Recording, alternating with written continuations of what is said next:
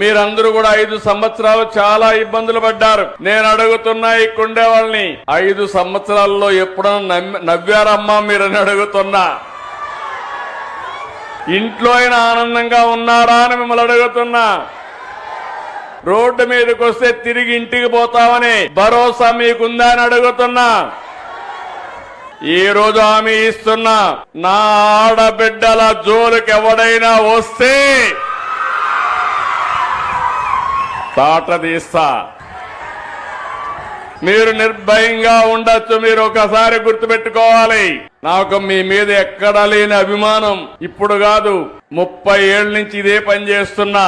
నేను మీటింగుల్లో చెప్పేవాడిని, ఆడబిడ్డల పరిస్థితి చూస్తే చిన్నప్పుడు తల్లిదండ్రుల పైన తల్లి తండ్రి కూడా వివక్ష చూపించేవారు.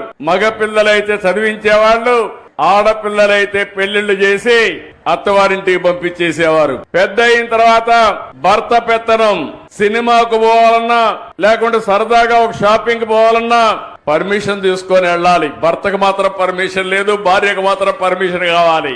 ఆ తర్వాత మీరు ఆలోచిస్తే మీ కడుపులో పుట్టిన మీ బిడ్డలు పెద్ద అయిన తర్వాత నీకేంది తెలియదులే, నువ్వు వంటింట్లో ఉండు అని చెప్పేవారు. అప్పుడు నా ఆలోచనే డాక్రా సంఘాలు, మెప్మా సంఘాలను విజ్ఞప్తి చేస్తున్నా.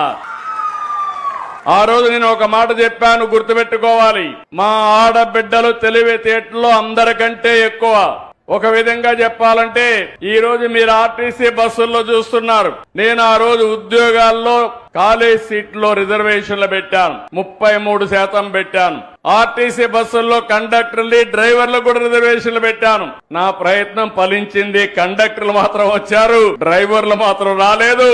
తొందరలో ఆర్టీసీలో డ్రైవర్లుగా కూడా మా ఆడబిడ్డలు వచ్చే పరిస్థితి వస్తుంది.